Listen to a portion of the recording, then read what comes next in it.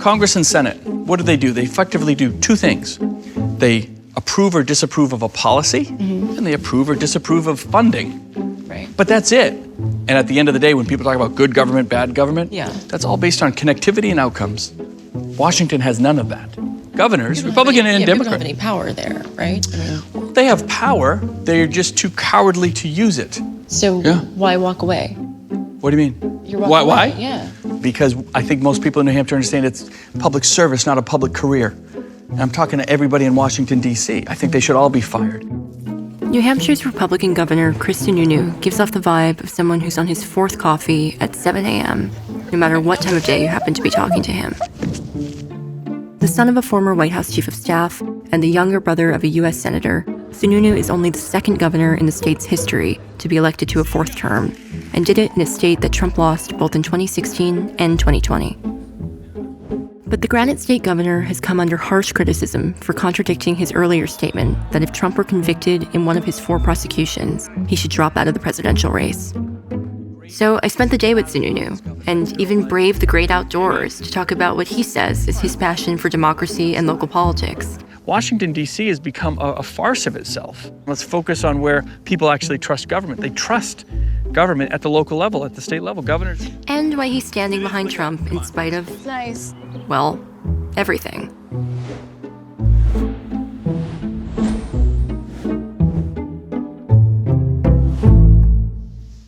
Can you talk to me about the room we're in right now? Yeah, so this room is pretty interesting in that, so this is what we call the Executive Council chambers. So the Executive Council is from 1680. King George I put it in place because he didn't want any, at the time they're called presidents of the colonies, not governors. He didn't want any president to have too much power. One of the most amazing moments I had here, we were debating the Planned Parenthood contract, right? And it's open public. So this room was packed. And at one point I'm sitting there and I'm watching this really intense debate go back and forth about whether we should, fund these contracts or not.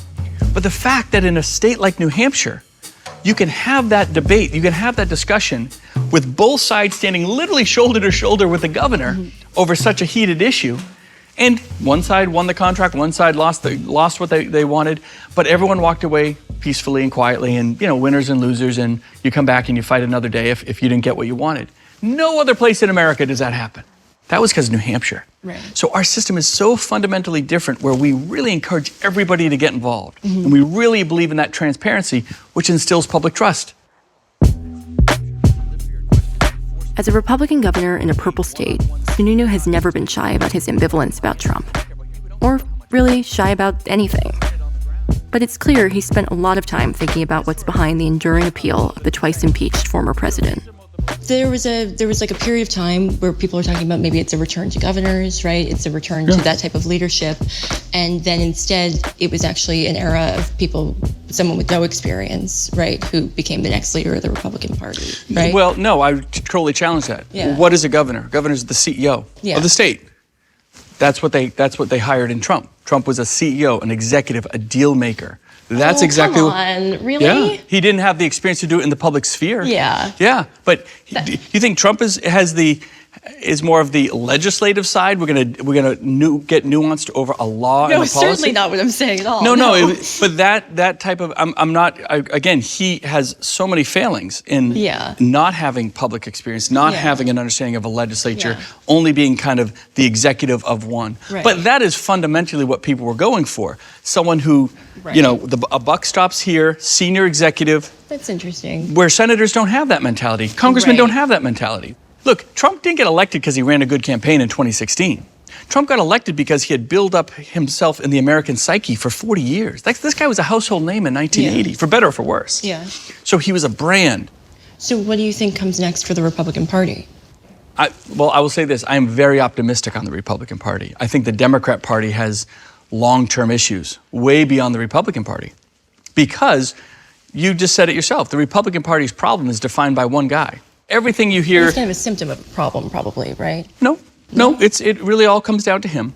You're always going to have extremists in both parties. The liberals have their AOCs. We're going to have our extremists on our side. We always have. The Matt Gaetz and the Marjorie Taylor Greens, they're just going to, do what they do to raise money. But they're not leaders. Neither of those are leaders. right? Trump, in terms of a leadership perspective, in terms of the problem with the Republican Party, you can say, is defined by him. Over on the other side, you have the extremism and the ultra-progressivism that has really permeated itself through the Democrat Party that doesn't go away when Biden goes away. They have a long-term problem on that side. When Trump goes away, and at some point he will, Trump will effectively be the standard bearer of the party for long-term into the future, as long as he's around. Right. And as long as he wants to be, he's going to be. And that's, I don't agree with it, I don't like it, but that's just the reality of our party. Right. But when Trump isn't here anymore, there's no Trump Part 2 coming in. There's no Trump Light coming in. He had executive level leadership for years in the private sector. While the governor's optimism about the Republican Party seems to hinge on the fact that, well, Trump has to go away eventually, he also suggests that it's irrelevant, because what matters most in Americans' lives doesn't happen in Washington. Look, the presidency and Congress have actually have much less impact on a family's life and what's going on with their day-to-day living situation. You know who has the most impact? A school board. A school board is going to really dictate where your education of your kids is going, what's happening in that classroom for most of your children's day. And as a parent, that's what you care about. The town selectman or the zoning board has more an impact of what's going to go on in your town, how your local taxes are going to be spent, what potholes are filled, and whether the waste treatment plant, gets fixed. And here in New Hampshire, we're really locally controlled. We have a fundamentally different process than everybody else. Local control is very important to us. We adhere to that, and that gets people more empowered. It isn't a singular, one-size-fits-all, big government system at the top. Live free or die is not 4 cool words on our license plate. Live free or die is really, regardless of your party, inherent in our DNA here in New Hampshire. It's about the individual. It's about that economic freedom, those personal freedoms. Government is there to provide good programs and safety nets for people or situations in hard times and provide doors of opportunity. But it's not just there to pile rules and regulations and control things. And with suspiciously perfect timing, a class of visiting 4th graders entered, who helped me get the hard truth out of their governor. It's stressful being a governor. How long is that? How come that clock doesn't work?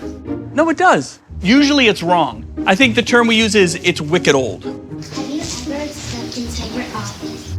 That's a great question. And the answer is yes, I have. So you remember that whole COVID thing? Yeah, that stunk, right?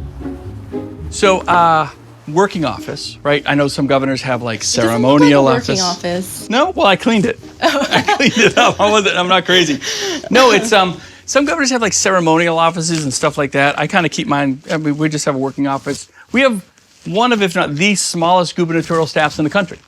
Really tight. We're a very tight team. I would say maybe just under 20. So your project, as you see it, tell me if I'm correct, is really just about administration. It's not a high-minded, ideological, philosophical thing. I have a lot of philosophical passions. Those kind of provide a framework of, I think, what you're getting at, which is good management, good system design, good customer service. You can't run the government like a business. You shouldn't run the government like a business. When I ran my own business, if I wanted to make an investment, I could write a check. Talk to the board of directors, write a check, or whatever it might be, and that's it. We did it. But this is now public money in a public sphere for a public good on a much bigger population base. And so you need checks and balances. Checks and balances is a good thing, right? If my idea isn't so good that other folks are going to say, no, we're not doing it that way, then maybe I got to go back and revise my idea. I shouldn't just try to push my way through every single time. So I think on the philosophical side, I think it's safe to say, the liberal Democrat mindset, I'm not saying it's wrong, but I passionately disagree with government is here to solve your problems. No, it's not. Government is not here to solve your problems. What I was talking to those kids about out there was They have good questions. They do. Yeah. They're very informed, right? Even our fourth, I would garner my 4th graders are more politically astute than most anybody else, any adults in the country. I like the do you sleep in your office thing. That was good. I have had to take a nap or two on that couch. But my philosophy is, it really is kind of, again, you can't run the government like a business, but there are certain philosophies of government. Good fiscal management, good customer service, knowing what the citizens want and not just doing what I think is best, and I'm going to manage in that style.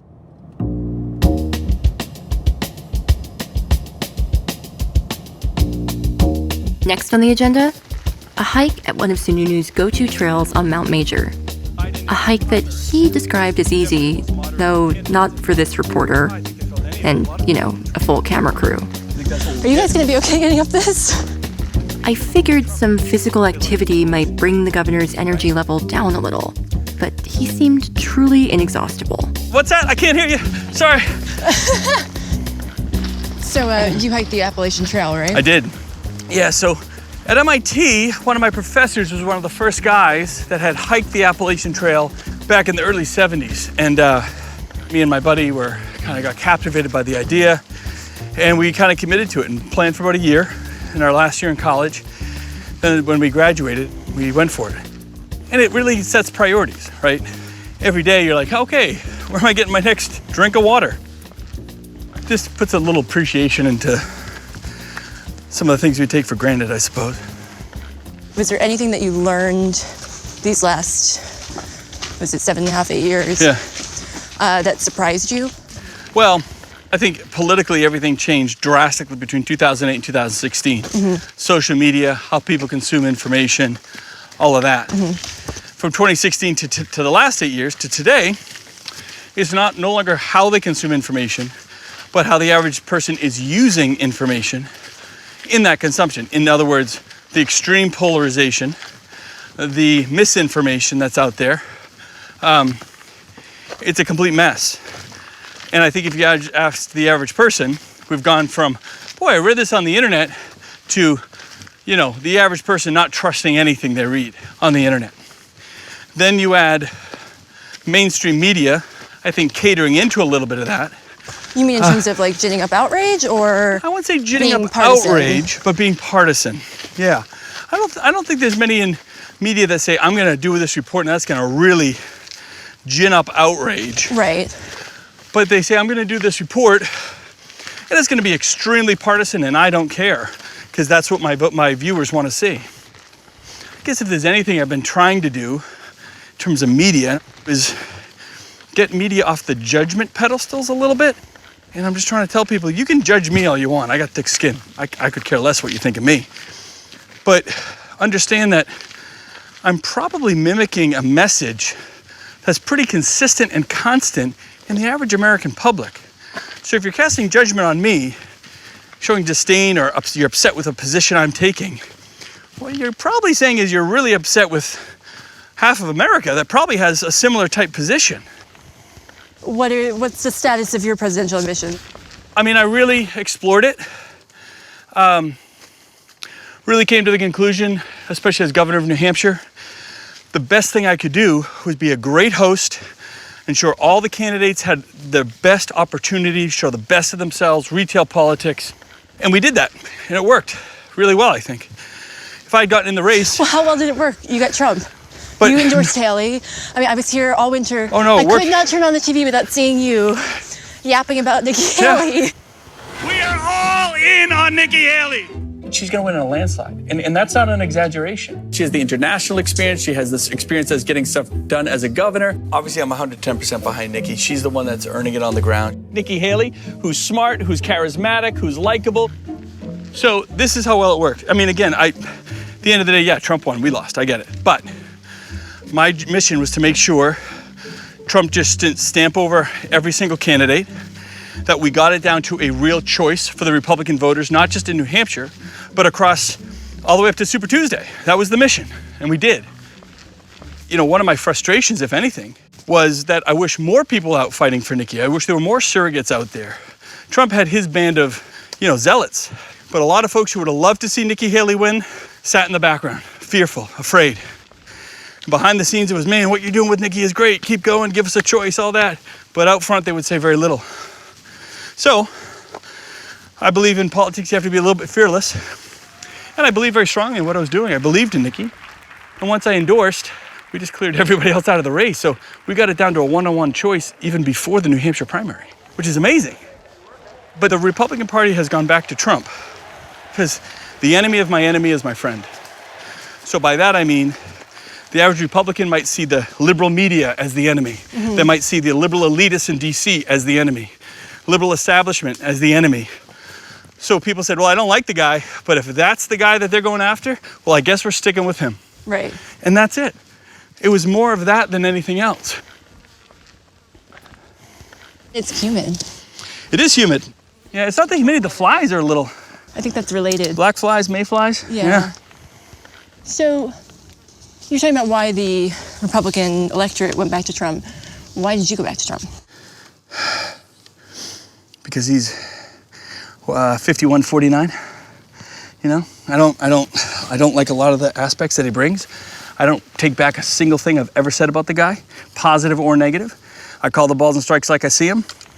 But I would much rather take a Republican administration than this woke, stand on the shoulders of people that built this country and tell them how to live their lives, liberal mentality. Their families picked up arms and stood at post, defended this country, and these liberal elites are trying to stand on their shoulders, tell them what words to use, how to live their lives, what cancel culture is going to be about. Mm-hmm. That's the DNA of the problem within the Democrat Party. I mean, I think that you can view what happened on January 6th as completely disqualifying. And you can view someone being a criminal defendant, maybe going to jail, as disqualifying. So I'll put it this way. Some people have said, I can't believe what happened on January 6th and you could still support him. I don't view it as disqualifying. I hate it, but it's not disqualifying for me. Why? It's just, because it's just not. Why? Because he didn't storm I'm not going to defend Trump in it. He incited it, there's no doubt about it, but that's not disqualifying for me. The problem I have is that people want to judge me for that. I'm not judging you because it's a disqualifying category for you or whoever. No, not for you or whoever. I want to understand why it's not disqualifying for you specifically. Because I'm, as a governor, you have to be about results. You're not going to be a governor anymore. So. No, I know, but I understand leadership is about getting results. Yeah. Inflation is an absolute disaster. Biden is telling people with record credit card debt, it's not so bad, suck it up. That's wrong. The border was an absolute crisis for years. So those pressures are really what are keeping people up at night. Is anybody being kept awake at night because of what's happening with the Trump trial? But the average voter, what I'm trying to do is get people, and especially in the media, to understand where the average voter is and why. And I'm just trying to emphasize to folks, just because you vote, those people aren't crazy. They're not extremists, but they have a point and they have a voice, and it's not being heard or respected. As we reached the top of Mount Major and a significant portion of the small state came into view, I was doing my best not to swallow any more bugs, while the governor took a broader perspective on his legacy and what he sees on the horizon for his party. Look at that, come on. It's nice. You gotta have a payoff. So what are we looking at from this vantage point? So we're kind of looking west. That's Wolfboro across the lake. Governor's Island is over here. What happens on Governor's Island? A lot of rich people live on Governor's Island. The governor cannot afford to live on Governor's Island, I'll tell you that. Oh yeah, what is the salary for governor here? What's my salary? Yeah. It's like $140,000, something like that. About. Full-time job? Well, it's a full-time job. Yeah. But I'm effectively running a $7-8 billion nonprofit for $140,000 a year. Think of it that way. Is that how you think of it? Yeah, it's a giant nonprofit with all these different pieces and all these different needs and services that have to be met. Yeah, I kind of think of it that way, sure. You know, but it needs good management and good fiscal management, but most importantly, I consider people are effectively donating their money, you know, through taxes, and so I better treat it really, really respectfully. Did you like doing it? I love the job. I absolutely love it. It's incredibly difficult. It's full of stresses, not just the job stresses, but then the political stresses, and you have to run every once in a while. And unlike Congress, they get time off to run, right? Governors, you're 24/7. I still have a job to do as governor the day before the election. I don't not go into the office, you know? Right. So a lot of stresses, but more than any other job politically, it's incredibly fulfilling. You can really impact people's lives. You can really make a change. You can really make a difference. So like with Trump's like takeover of the party, right? It's pretty thorough. He's got his daughter-in-law running the RNC in between her like stints in a recording studio making country music. He's totally taken over the party, yes. Right? Fully remade in his image on a literal sartorial level as well. How do you help shape the party that is captured by this? Yeah, I don't mean to be a broken record, but I keep going back to the concept of local control, trying to get good people to run for office, whether it's school board or their town selectmen or the city council. Washington, D.C. has become a farce of itself. I mean, it's just a punchline to a never-ending joke. And so that's sad. We don't want that. And it can be corrected, but probably no time soon. So in the meantime, let's focus on where people actually trust government. They trust government at the local level, at the state level. Governors are some of the most trusted politicians that you have out there for various reasons, mostly because they maintain connectivity and transparency with their constituents. I am very much an optimist. I believe in America. I believe in the American people. I believe the fact that as frustrated as we can get with our leadership, we still have the right to vote, and we still have every right to pick our leaders. So we can be frustrated with the process, but it's still our process, and we still own it as voters. So fundamentally, the system is in a good place. You're always going to have politicians that are probably there for the wrong reasons, or some folks can consider bad. The trick is this. You need to create incentives so bad politicians make better decisions, right? We don't do that, but if we focus on better incentives, knowing that you're always going to have some flawed individuals in leadership, but let's incentivize them to do the right thing. Let's incentivize them, not my policy versus your policy, but to be more connected to constituents, incentivize them to be more fiscally responsible, incentivize them to, again, be limited in their government approach and treat it as the public service, not the public career that a lot of them try to make it out to be. The lesson for me is that not every politician is like psychotically obsessed with the White House at the end of the day. No, they're really not. Yeah. No, I'm not unique in that. Yeah. And by the way, it's a family dynamic too. I mean, it's hard on families. My kids would never want me to be in the White House.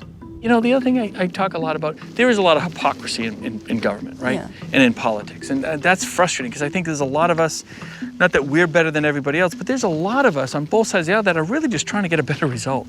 But there's a lot of hypocrisy there. So if anything, maybe I'd write a book about all the hypocrisy in politics. Yeah. I read that. Yeah. Yeah. It's called Never Buy a Book from a Politician by Governor Chris Sununu.